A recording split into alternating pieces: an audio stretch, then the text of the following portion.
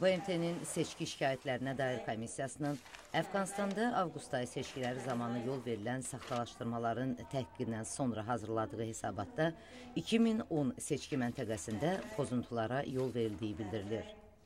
Araşdırmalarda məlum olub ki, Karzayın topladığı səslər 50%-dən aşağı olub.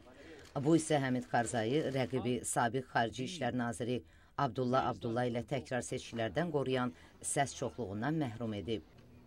Seçkiləri müşahidə edən Beynəlxalq Demokratiya qrupu bildirir ki, Prezident Karzaya verilən 1 milyona yaxın səs etibarsız elan edilib.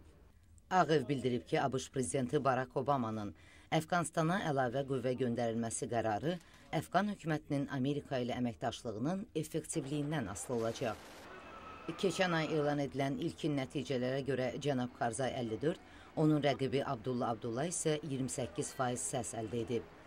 Seçki böhranı ölkədə Taliban döyüşçülərinin fəallığının artdığı bir vaxtda təsadüf edir.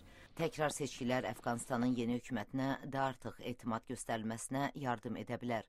ABŞ Prezidenti Barack Obama təkrar seçkilər qərarını alqışlayıb.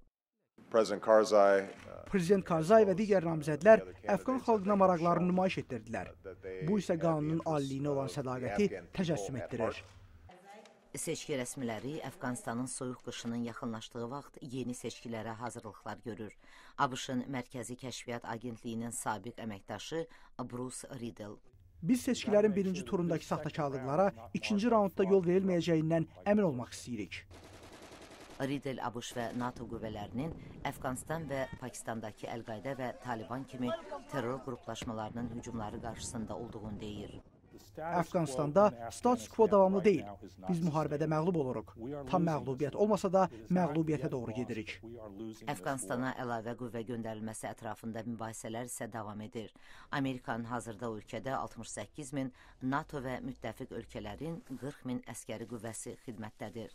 ABŞ ordusunun generalı Stanley McChrystal Əfqanistana əlavə qüvvə göndərilməsə, müharibədə məğlubiyyətin qaçılmaz olacağı barədə xəbərdarlıq verib. Vaşinqtondan Sevda Əliyeva, Amerikanın səsi.